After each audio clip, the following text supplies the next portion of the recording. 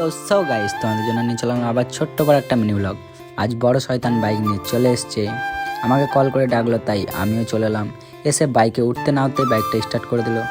যেতে যেতে এখানে দাঁড়িয়ে পড়লাম। কেন দাঁড়ালাম?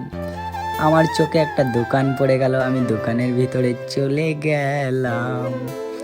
দোকানের ভিতরে কেন গেলাম, কি কিনে বেরিয়ে এলাম বলবো কেন, কিছু মিছু তো একটা কিনলাম। কিনে এসেই আবার বাইকে উঠে পড়লাম। আবার আমরা সামনের দিকে যাব, জানি না কোথায় যাব। যেতে যেতে দেখি বাবারে এখানে ক্রিকেট টুর্নামেন্ট চলছে, তাই বাইক থেকে নেমে একটুকু যেখানে ক্রিকেট টুর্নামেন্ট চলছে সেই কাছে চলে এলাম, কাছে থেকে দেখার জন্য।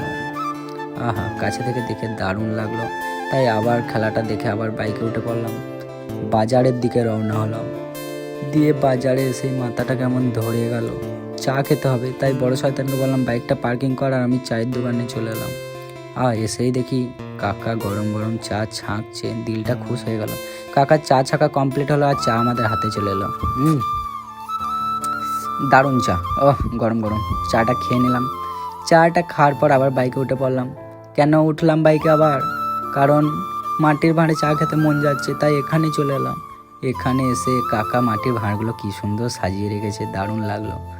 তাই মাটির ভাঁড়গুলো কাকা নিল আর চা ঢাললো আর আমাদের হাতে দিল। মনটা এতক্ষণে শান্তি হলো, মাটির ভাঁড়ে চাটা খাবো। এখনো খাইনি, তাই শান্তি হলো হাতে ধরে, কারণ মাটির ভাঁড়ে চা না খেলে মনটা কেমন খুচখুচ করে। তাই আমরা এখন কি করব, আমরা এখন চা খাবো মাটির ভাঁড়ে। দারুণ, ঠোঁটটা পুড়ে গেল। চলো টাটা।